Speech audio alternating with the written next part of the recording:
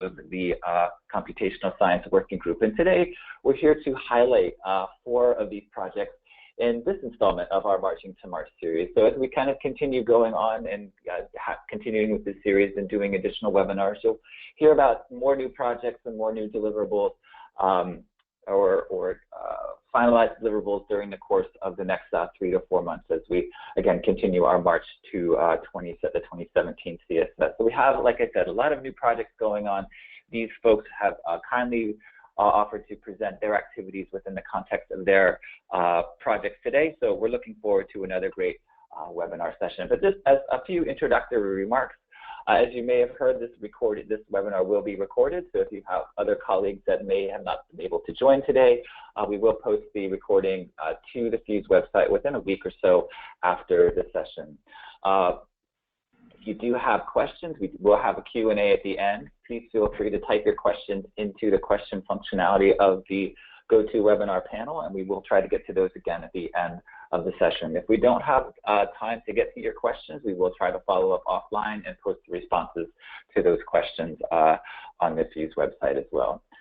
So just as a reminder, I know that some folks have probably seen this slide quite a bit if you've participated in any of the CS collaboration webinars. But again, just to remind folks what the mission of this computational science collaboration is, it is to provide an open, transparent forum for regulatory agencies like the FDA, PMDA, EMA, as well as other regulators, industry, technology providers, and academia to come together in a non-competitive environment to address challenges that we're having within the industry and regulatory space.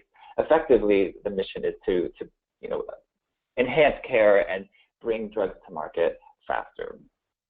So the construct of the computational science collaboration is a series of 5 working groups, and you'll be hearing from 3 of those working groups today within this webinar, and then just a steering committee that actually oversees the working groups and helps to provide a general construct for ongoing activities within the collaboration. So there are opportunities for you as webinar attendees or as participants to get involved if you're interested in either these projects or other projects that may be ongoing within the context of the computational science collaboration. This PhUSE dashboard on the PhUSE website provides you a brief synopsis of each of the projects that are currently active within the working group, as well as contact information for those projects.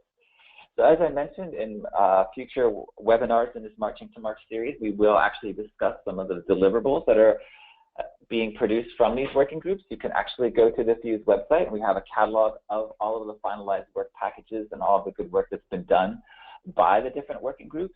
And similarly, if you don't have the opportunity to actually participate in a working group project but want to provide input into some of the deliverables, as the working group projects finalize their deliverables, very often we'll put those out for public review so that you can provide your input on the content that's being produced by the working group. So we have a section again on the PhUSE website for a list of current work packages that are out where we're looking for your comments. So you can feel free to visit the website if you see a package of interest to you and want to get involved and kind of put your stamp on that work package. It's another opportunity for you to get involved.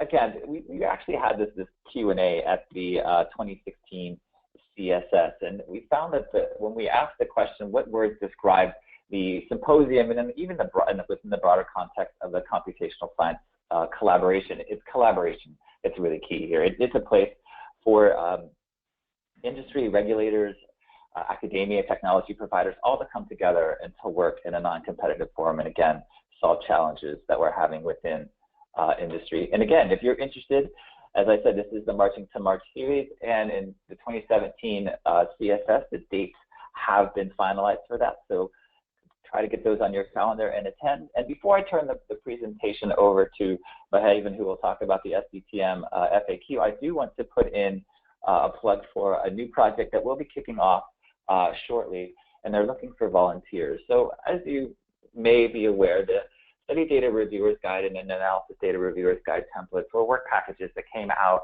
of the PhUSE Computational Science Collaboration Working Group. And those templates were put together in a Word format such that people could go in and add their own sponsor-specific content to the SDRG and ABRG. Well, there's a project that we're trying to kick off that wants to take those word template DRGs and actually represent those in XML with the corresponding file sheets to actually support more effective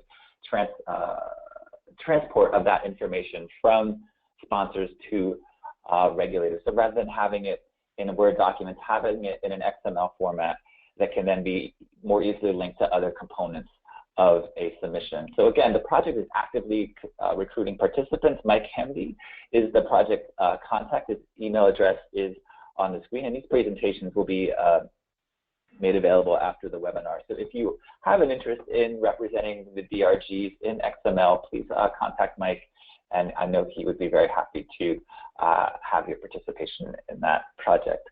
So without further ado, I'm going to hand the presentation over to Bhavin, and he's going to walk us through a new project focusing on SDTM and ADAM implementation issues. Thank you, Scott. Hi guys, this is Bhavin. This is something I'm reusing my slides from our team meeting on 14th September. So I don't have any sort of fresh slides for you to present, but this is something that we discussed. I wanted to, of course, provide you guys an opportunity to see what we have done so far. And then if you guys are interested, of course, reach out to either me or Matt, who are leading this this project team. I do want to mention that this is part of the working group, which is optimizing the use of data standards, which has already been existing. This is a project team, and we have got a lot of volunteers already to participate in this endeavor. It's getting very interesting because as we started to put together this project, we started to even got a lot of questions already. We don't have the framework yet, and what I want to do today is just to give you guys what we have done so far, and then sort of seek any questions you might have on the process or on joining the team or anything to do with this project. Okay. What we had done, we actually had met back in June when this project got initiated, and then we reviewed what we got to do from this project and sort of laid the foundation. And just to give you a background, how we got started with this, there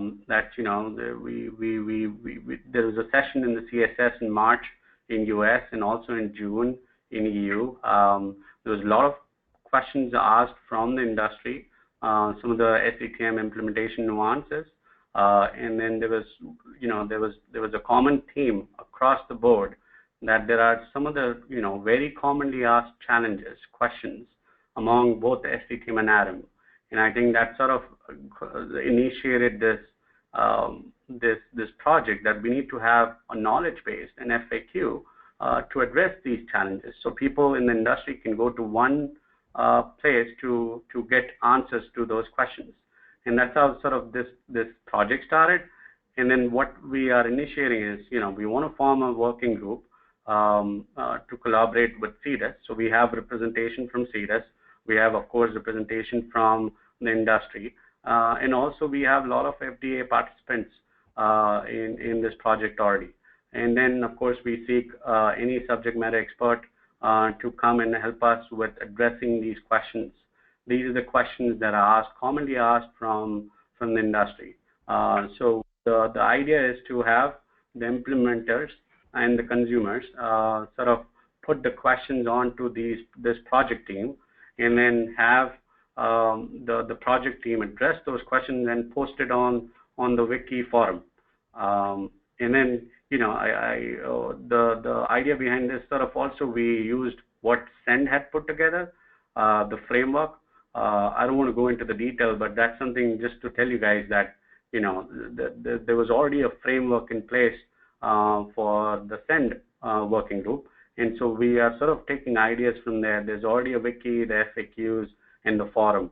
So what we're going to do is we're going to focus more on the SDTM and ADAM, and then build something similar what the Send team has already done.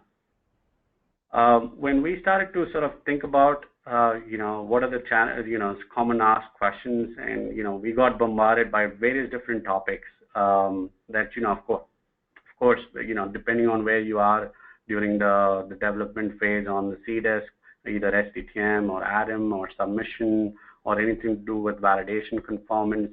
So what we thought is we should actually sort of divide it up to various subtopics. And that's how what you see on the screen is, these are the sort of, commonly asked questions around these topics. And we wanted to have a dedicated sub-teams. So because we have a lot of people, a lot of participants from across the board, we have about 50, 60 who were interested to participate in this project. And so we thought, why don't we, divide it up in this 6 sub-teams so we could actually have a focused discussion and the SMEs related to this topic. So as you can see, data submission, anything to do with FDA submission expectation from FDA, or any questions that the industry may have related to that topic. That's very commonly asked. There was a session on September 14th where people from FDA even asked this question about, we've been asked these commonly asked questions that when we don't have the bandwidth to answer them. And I think they were very interested to see if we could actually take the load away from them and then get those questions and to be able to post them so people can see the response rather than emailing the eData team or to the FDA for answers. So we have a sub-team which we're going to put together for data submission, and then so on for anything to do with validation conformance, anything from related to Pinnacle 21, anything that comes from CDISC. And then the third topic being the IG nuances, anything to do with general SDTM ADAM implementation. We'll collect questions and have people address them on that subtopic. So I don't want to go through all the 6, but that's something that sort of gives you an idea of what we're trying to do with this project, is to divide and conquer and sort of have a very dedicated, collected, frequently asked question. And what I want to show you just very quickly, which I think Scott did a great job collecting these questions at the EU CSS recently. And as you could see, I don't know if you guys, Wendy, can you confirm you guys can see my screen on the Excel that I'm projecting? Yes, I can see it. Bhavin, sorry, I was on mute. Okay, sure. So as you can see, what we have a list of questions already asked, and we've been collecting it in this, at least for now, in Excel document. And then, so we have about 45 commonly asked questions. And what the team did is we basically divided up on those topics. And as you can see, the most commonly asked questions goes around those 6 topics. So what we're going to do is we will have a sub-team who's going to work on addressing these questions and then vet it out among the project team and then start posting it on the wiki. We're still working out a framework on how we're going to post it and who's going to have access and stuff, but that's something that's a work in progress. But as I said, going back to my slide, we're going to have one lead on these topics, and then about 4 to 6 team members within it. And then in each topic, we'll have people from the industry, people from FDA, of course, we'll get the participants, and then the standard SMEs. We have a solid backing from CDISC. We have Barry Nelson, who's actually, is also part of this project team and is helping us tremendously. And then, the way we want to do it is we want to review the issues that comes in. We determine if it is actually an issue, it's worthwhile to post it on our wiki. And then we want to document all that submitted issue and then notify the submitters if we have posted the response onto our wiki site. I don't want to go into too much detail about the process, but I do want to say that this is still work in progress, and we're trying to sort of put together a framework on how we will collect the questions coming from the industry and who's going to sort of take on the lead role from these sub-teams, and then sort of go through this process flow chart. And if it's worthwhile to post, you go develop a response, and then we vetted among the team, which includes people from FDA and CDISC, and of course all the SMEs, and then posted on the wiki discussion forum and notify the submitters. So this is going to be an open forum for people to post questions, but at the same time, it's a little regulated from the project team. So of course, we don't get too distracted by the questions that are being addressed in the IG itself, or that are already sort of part of the CDISC implementation guide. And if you guys, of course, as always, we seek volunteers. So if you guys are interested, please email me directly, or Matt, or Barry, or of course reach out to Wendy or any PhUSE members, and they will be they'll be reaching out to us to add it to the team. So there is still space for any of these topics. So if you're interested, please reach out. And that's it from my end, Wendy.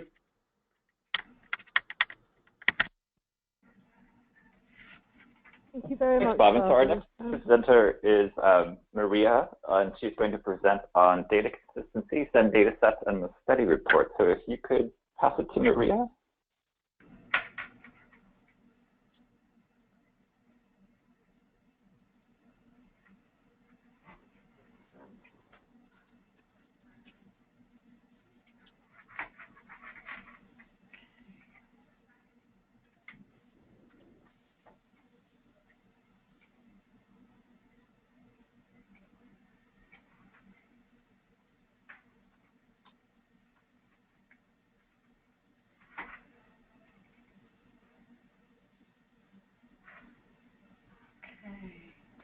Perfect. We can see your slides, Maria. Great. Okay. Thank you, Bhavin. So good morning, good afternoon, and good evening, everyone. It's very interesting. As we approach implementation, we're definitely seeing a need for reference materials that will help us all with our submissions. So similar to the FAQ that Bhavin just talked about, what this team is seeking to do is to supply some reference material around possible data inconsistencies between our SEND data sets and our study reports. So this is a very non-clinical centric team, and so it will be of most interest to those folks in the non-clinical space, especially those with a very targeted role of submissions going to the FDA. And what we're seeking to do at the end of our project is to put together a white paper that will identify the inconsistencies one could possibly experience between your SEND data set and your study reports, and how to reconcile that. Okay.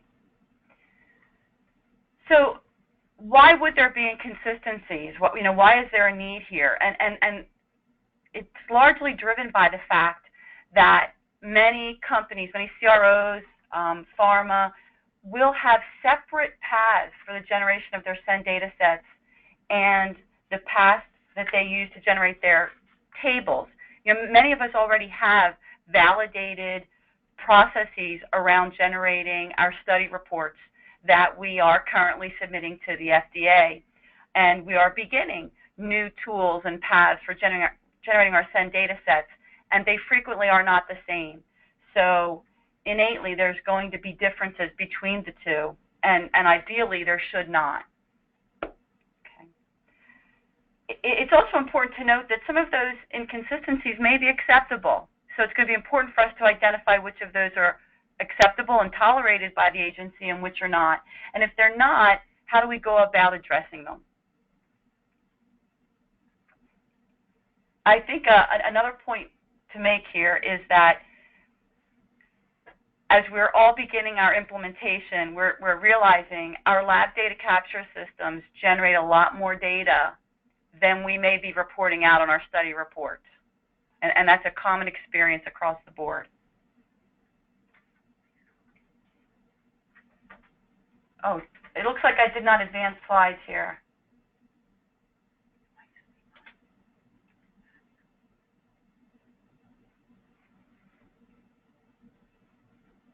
Can everyone see a slide identified need and overview? The only one that we see is the data consistency slide. So it looks like the first slide. Huh. There we go. Okay, is that better? Much better, thank you. Okay. All right, so again, to summarize this slide, our goal is to identify data consistencies, acknowledging that there are going to be some that are tolerated, some which are not, and to identify the solutions to address.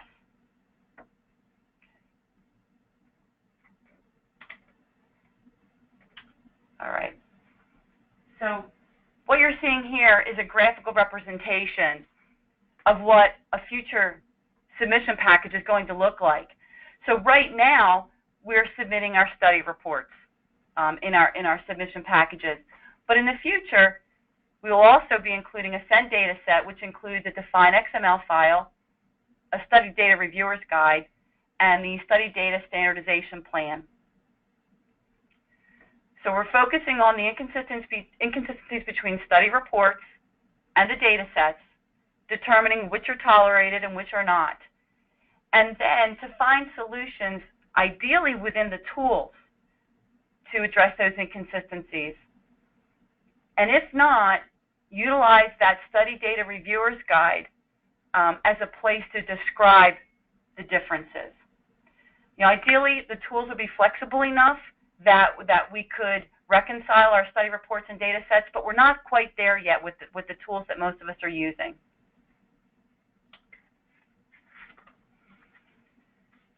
Okay, so our team formed after the March PhUSE meeting, and since then we've been meeting twice a month.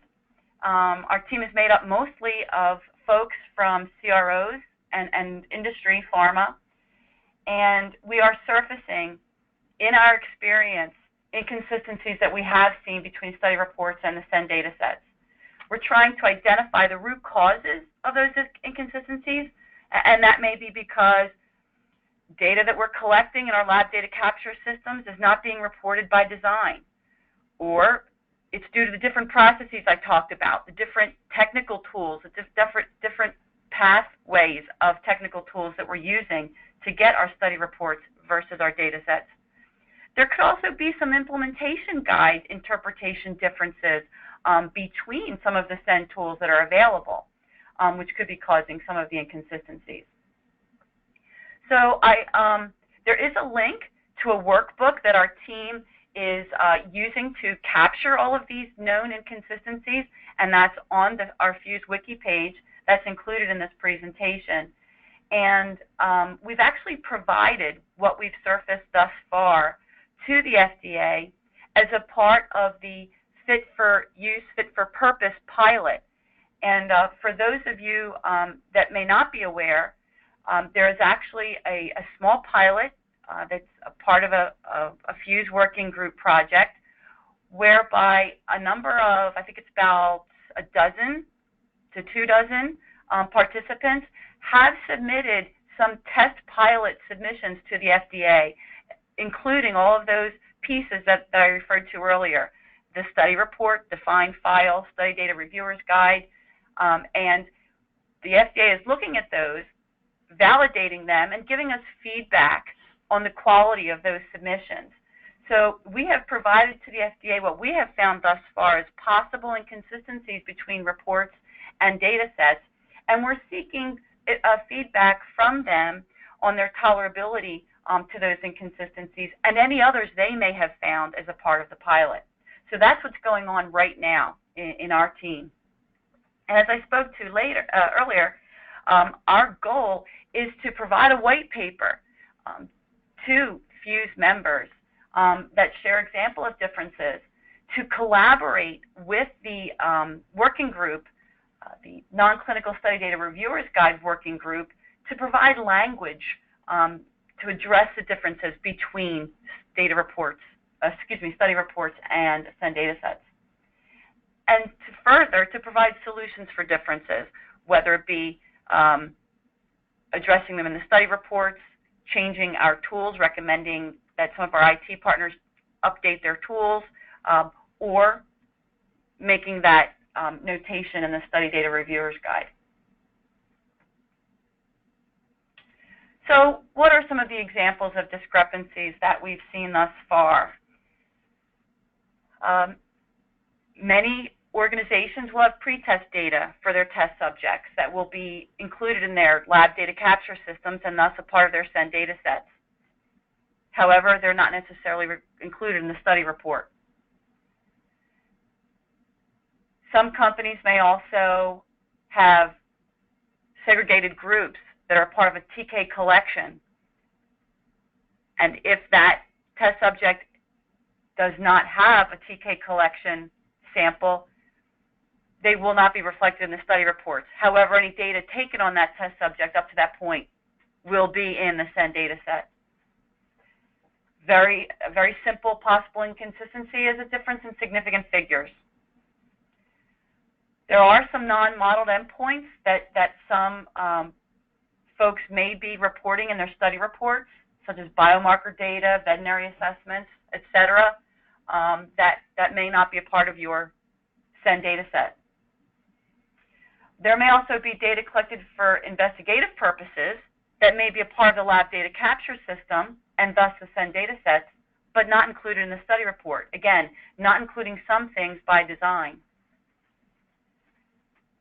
There are many incidences where the instrument or the lab data capture system reports more than is specified by the protocol, and we see that frequently in ECG endpoints.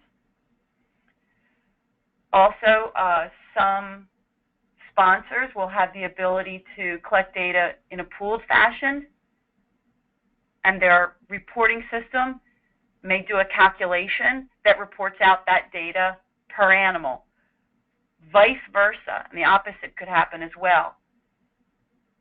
And lastly, many sponsors will have sentinel animals on studies such as a CARSO study and may have lab data captured for those that would not be a part of their study report. So these are just some very simple examples that we've come up with, but they do need to be addressed. And some of these may be acceptable to the agency and some may not. And that is what we seek to uncover.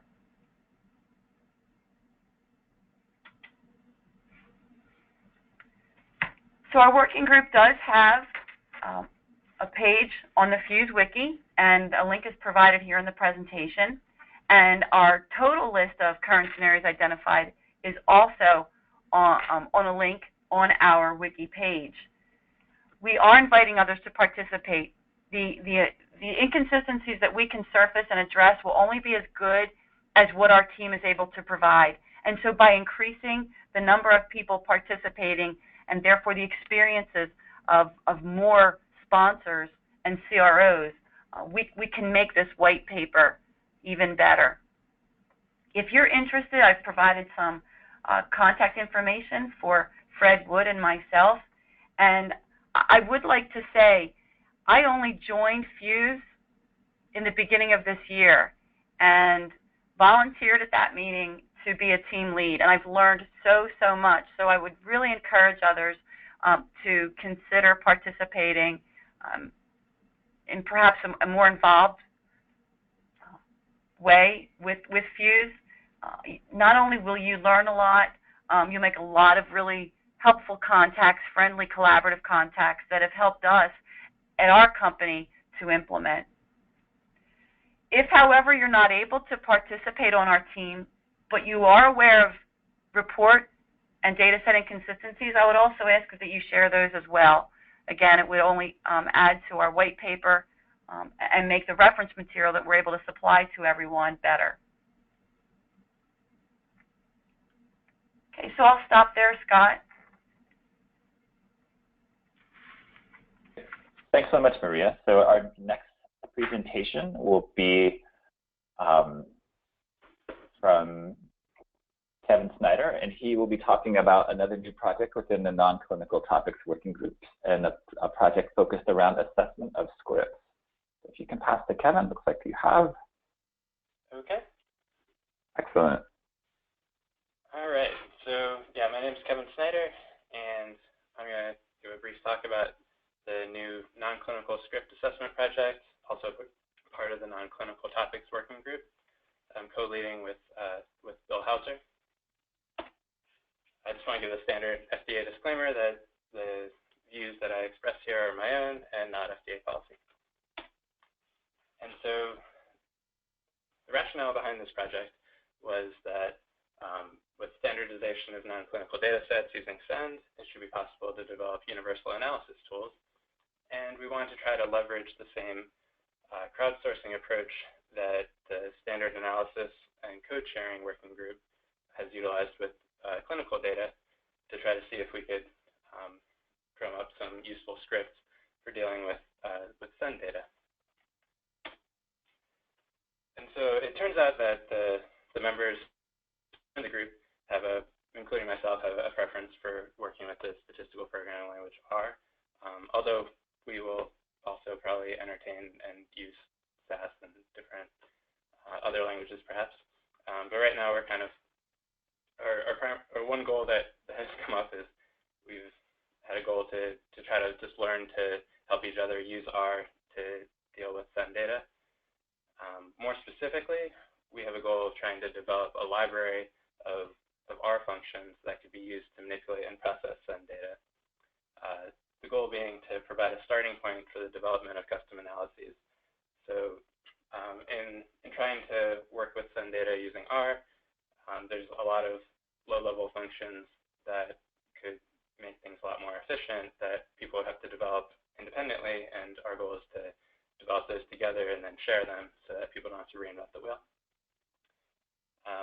Another goal is to review what was done with the clinical script and see if there's any data processing functions there that could be useful for us, or any scripting or programming ideas in general that may have utility for us. And so our current activities, we uploaded a couple scripts to the PhUSE GitHub website.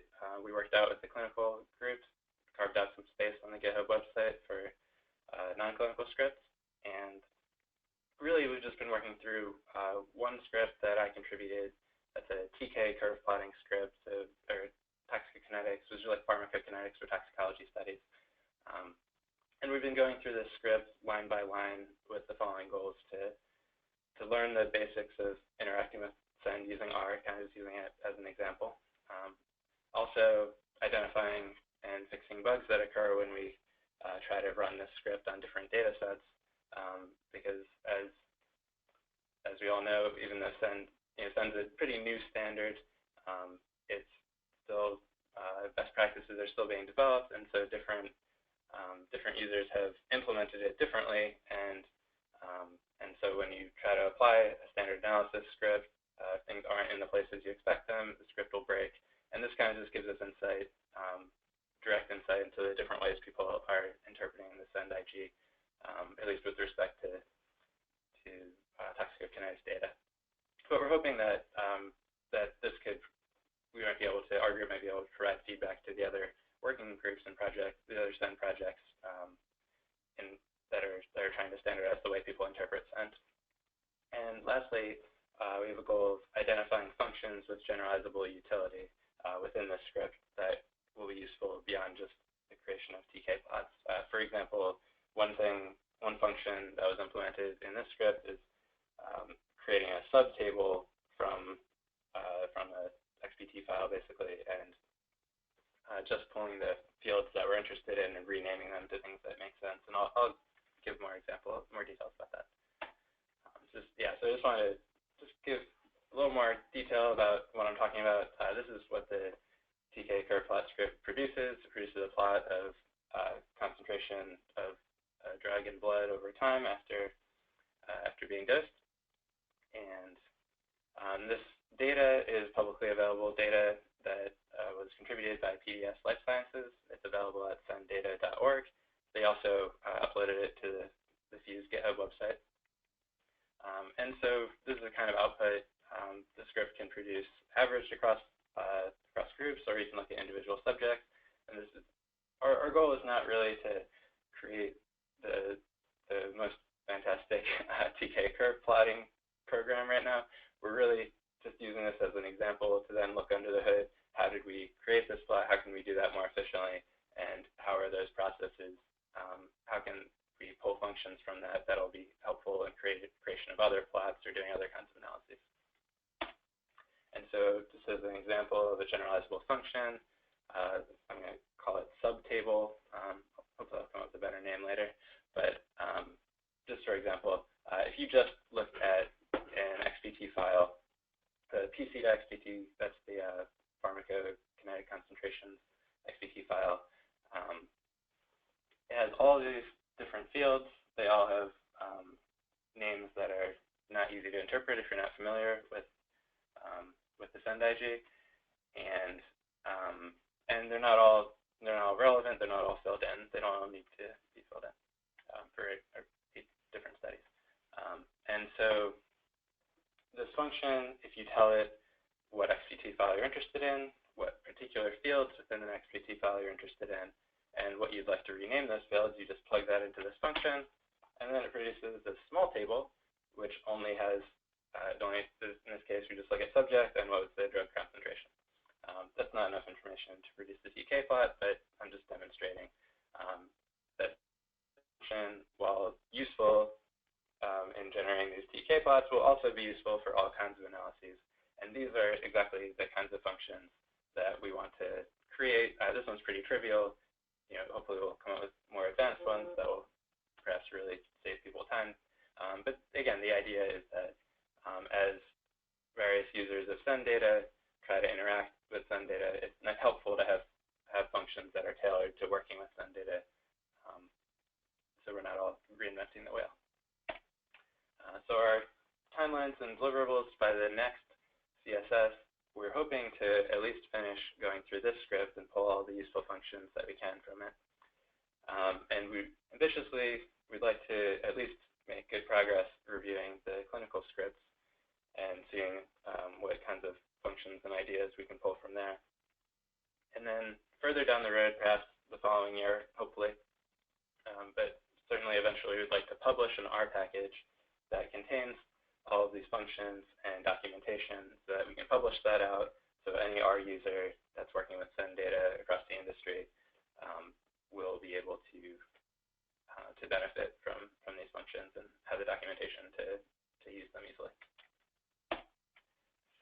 So the needs of our group currently, we could still use more members. Members with programming experience would be great. Not all our members have programming experience working with R. If you know one language, it's usually easy to pick up another. We also have some members that don't have programming experience, and we're open to anyone who wants to learn to come in and join up with us. The level, we've been going through that script line by line, really trying not to use drug and really trying to go as slow as we need to so that everyone can understand what's going on. And so I think it's actually a great opportunity to learn a little bit of programming skills, and which will be very useful for anyone who works with SendData, really. So if you're interested, please contact me at kevinsnyder@fda.hss.gov or Bill Hauser at williamhauser@bms.com. And you can also check out our progress and our wiki site, which is on the PhUSE wiki. And it looks like we're going to hold the questions for the end, so that's all I've got. Great, thanks, Kevin. So our final presentation today is on a new project from the Standard Scripts Working Group, which is actually on the clinical side that Kevin talked a little bit through. It's a project that's around a test data factory, and Peter Schaefer will guide us through that new project.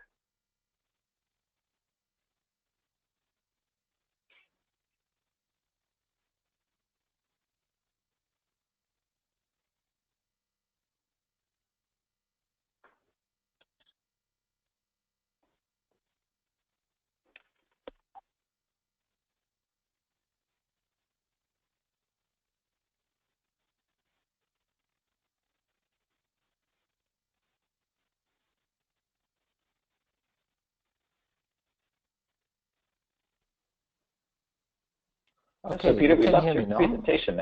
We can hear you, but we just your presentation is okay. Stop sharing. Perfect. Yeah, I should be back now. Yep. You can see my presentation? Yep, if you want to put it in presentation mode, then we should okay, good. Good, great. So let's go. Yeah, the previous project is actually a little bit related to what we are having here right now, or what I'm trying to do with this project. We started this because in the standards analysis and code sharing group, we are developing scripts that kind of implement the standard analysis and are a starting point then for people to use and follow the guidelines that we created in these white papers that are developed. And one of the needs that we had was that we need test data. We need to test our scripts, so we need to have test data. So we started to use actually typically the trial data sets, for example, the CDIS pilot also, when that is kind of limited, and at the end of the day, we don't want to have scripts that work for just one data set. So we had this idea, how do we expand that? And typically one part of expansion is that you ask people to contribute something, but that is a very, very kind of not systematic approach. It's kind of whatever is available, and you don't really know what kind of test coverage you have. So at the end of the day, we thought, oh, it might be not a bad idea to have a more systematic approach to create data sets that show certain features, certain things like missing data or wrong data, or have certain capabilities to show whether a script works or doesn't work. And when you think about this concept to create that, you obviously are immediately at the point where it's not only about testing scripts, but it's about testing processes as well. So you can think, if I want to test whether something is mapped correctly, so I want to probably have different data input. So you can have this whole concept of how do you create test data. And this is how this idea came about to create something that I call then, to make it a little fancy, the Test Data Factory project. So what is the idea with this project? So what is the approach? So the idea is to do like two main steps. The first is find out what are these ideas where you need test data. What do you want to cover? What is the scope of the project? So what are the test data requirements in which areas, and how does that map actually into then specific test data? Are you always need like SDTM or ADAM data or SEND data, or do you also need raw study data also? So to some extent you need to determine the scope and prioritize the scope then. And then the idea is we implement scripts that simulate studies. So you create simulated study data, and that could be actually raw data, SDTM, SEND, ADAM data sets, whatever is the requirement, and you make these scripts available. You publish the data sets, but more importantly, from my point of view, would be you kind of publish the scripts and make the scripts available so that users actually can use them and create their own test data sets, and that would be the real test data factory, how I would call it. So that's the idea and the approach to the project. So let me give you a little bit of an idea what the scope could be. And I started with a few people who were interested in this project. I started to think about what could we do and what should we be doing. And one of the things was that we started right at the beginning. So CDISC also is about how do you map collected data into SDTM, or if you don't use CDISC, how do you map it into SDTM, or how if your collection is based on different inputs, how do you map them then and merge them together also? So you might want to create even raw study data, what I would call actually raw study data. A second area would be very simple SDTM data sets, and you have the need to convert SDTM data to ADAM data sets for analysis. So what if you can kind of start automating this process, or at least looking at your processes. Do they work in all cases, and what kind of different problems you might encounter if the data sets are, the SDTM data sets are different from different sources, slightly different interpretation of the standard. What happens? So that is something you can test with data sets that show this type of features and this type of behavior. Then you can go one step further. You can have very specific data sets. An example for specific data sets for very specific projects. An example would be, for example, in the central tendency team, we develop scripts to implement the central tendency white paper analysis that are described there. And we are right now using the ADVS dataset from the CDIS pilot. But that is just one data set. So the idea is we create test data sets that show different behavior, and we can probably create them and provide them to the group.